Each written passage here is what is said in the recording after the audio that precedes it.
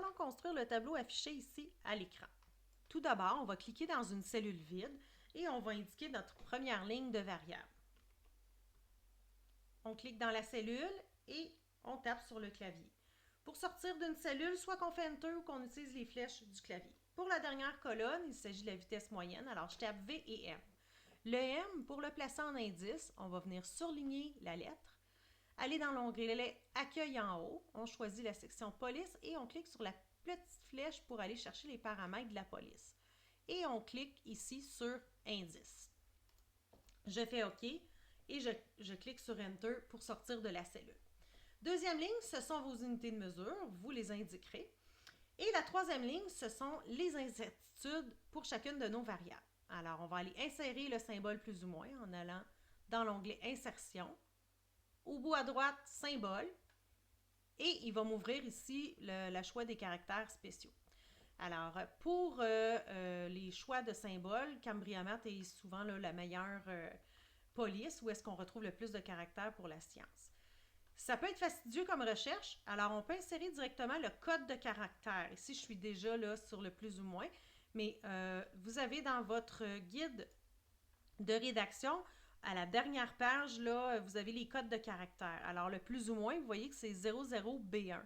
Alors, je peux y aller plus rapidement de cette façon-là en tapant ici 00B1. Ça peut être en minuscule, en majuscule, c'est pas grave. On fait Enter et Excel nous amène à ce caractère-là. Je clique sur Insérer et je fais Fermer.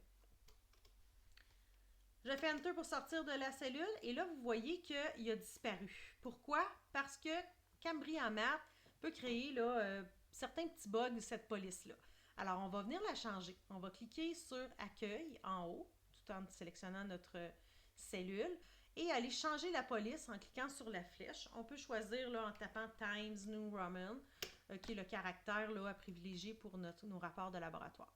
Et je peux réduire la hauteur ici de ma ligne. Et j'obtiens mon symbole plus ou moins.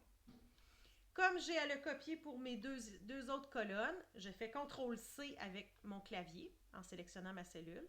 Et je peux tout de suite aller surligner les deux autres cellules où que je veux les coller. Soit que je fais CTRL-V ou bouton droit de la souris et je viens chercher le bouton coller. Et je fais Enter pour pouvoir sortir de ma cellule.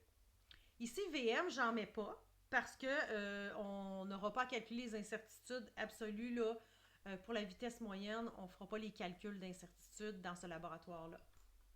Ensuite, je vais aller ajouter ma valeur d'incertitude à côté du symbole. Alors, je laisse un espace. Bon, moi, je vais mettre des zéros là, mais dans votre cas, évidemment, vous allez avoir des incertitudes à déterminer. Alors, je fais Enter à chaque fois et je vais vraiment écrire toujours dans la barre de formule ici en haut.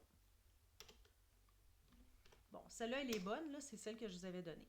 Pour la vitesse moyenne, on ne calculera pas d'incertitude ici pour les valeurs de notre vitesse, donc on va le laisser vite. Je vais vous montrer tantôt comment insérer une trame de fond. Alors, je vais écrire mes valeurs obtenues lors du laboratoire.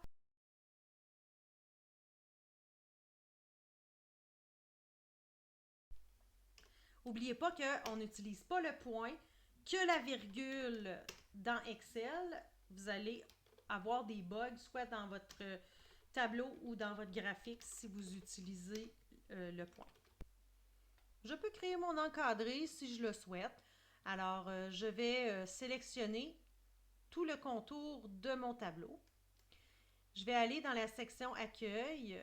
Dans Police, on voit ici le choix déroulant du menu en cliquant sur la flèche. On va choisir toutes les bordures. Ensuite, on peut aller mettre un peu plus foncé l'entête. Alors, je la sélectionne. Toujours au même endroit, je vais choisir ici bordure extérieure épaisse. Et je vais faire la même chose pour ma partie du bas et je vais recliquer sur cette icône-là puisqu'il est déjà sélectionné. Ensuite, je vais aller insérer mes trames de fond aux endroits où je n'aurai pas de données. Alors ici, j'ai un endroit, donc je vais aller toujours dans la section en onglet Accueil, section Police. Ici, je vais aller choisir là, une couleur un petit peu plus foncée. Un sombre 50%, là, c'est suffisant. Je vais cliquer aux autres endroits et choisir toujours la même couleur de remplissage ici, dans la section.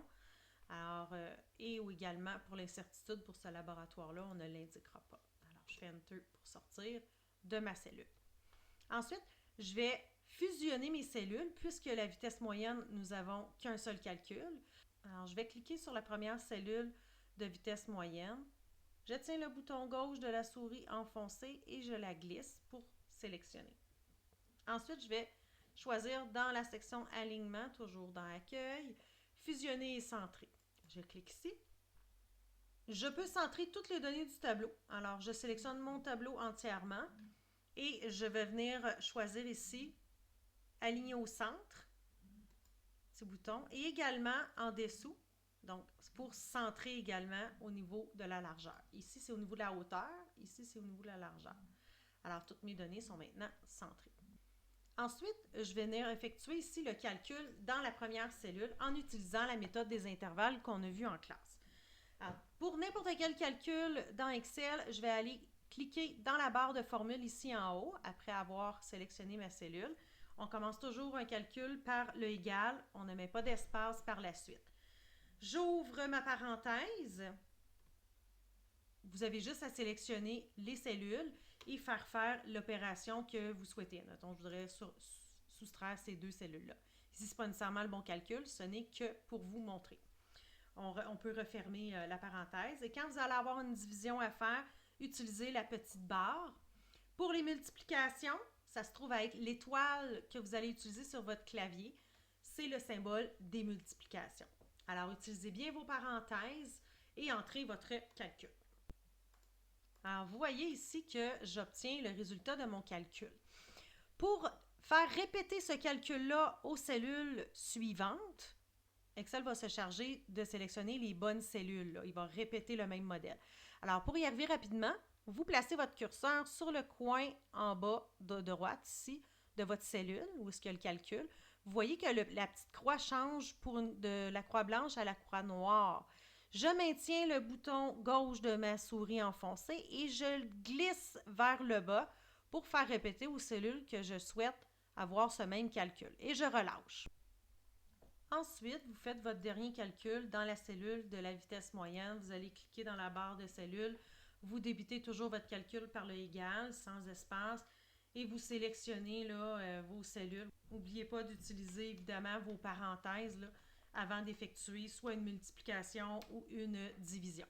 Maintenant, je vais arrondir mes résultats de calcul de ma colonne de vitesse. Alors, pour y arriver, je vais cliquer dans la cellule que je veux arrondir le chiffre. Je vais aller dans la barre de formule et je vais écrire le nom de la fonction qui est arrondi, qui n'est pas arrondir. Et vous voyez qu'Excel ici m'indique le modèle à suivre. Donc, je dois indiquer, suite au mot arrondi, entre parenthèses, lui dire en cliquant soit sur la cellule que je veux arrondir, ici ça va être le calcul que je veux arrondir, et séparer d'un point-virgule et indiquer le nombre de chiffres que je veux conserver après la virgule. Alors, je lui dis que je veux arrondir, et là, j'ouvre la parenthèse, tout ce chiffre-là, qui est mon calcul en fait, et je vais mettre le point-virgule après. Et lui dire que je veux conserver, dans mon cas ici, un chiffre après la virgule pour que ça corresponde à l'incertitude. Et je referme ici ma parenthèse pour la fonction arrondie. Et j'appuie sur Entrée. Alors, vous voyez ici qu'il a bien arrondi à un chiffre après la virgule. Et là, je n'ai que des zéros. Je vais faire répéter le calcul avec le petit plus noir en maintenant mon bouton gauche de souris enfoncé en faisant glisser ma souris sur les autres calculs. Et il se trouve à arrondir. Maintenant, je vais aller ajuster les nombres de décimales pour chacune là, de mes colonnes en faisant une sélection de mes premières colonnes de données. Dans la section Accueil, vous avez Nombre et c'est ici que vous allez soit ajouter ou réduire là, le nombre de décimales avec les petits symboles que vous avez ici. Là. Deuxième colonne, j'effectue la même chose. Je dois avoir 3 décimales selon l'incertitude que j'ai mis ici dans mon tableau, là, même si ce n'est pas une vraie incertitude. Et même chose pour ma colonne vitesse, je vais conserver une seule décimale en cliquant sur le bouton. Pour terminer, il ne vous reste qu'à copier et coller votre tableau. Alors, vous sélectionnez la première cellule, et le tableau entier en maintenant votre bouton gauche de la souris enfoncé. Soit qu'on fait CTRL-C pour copier ou bouton droit de la souris, copier.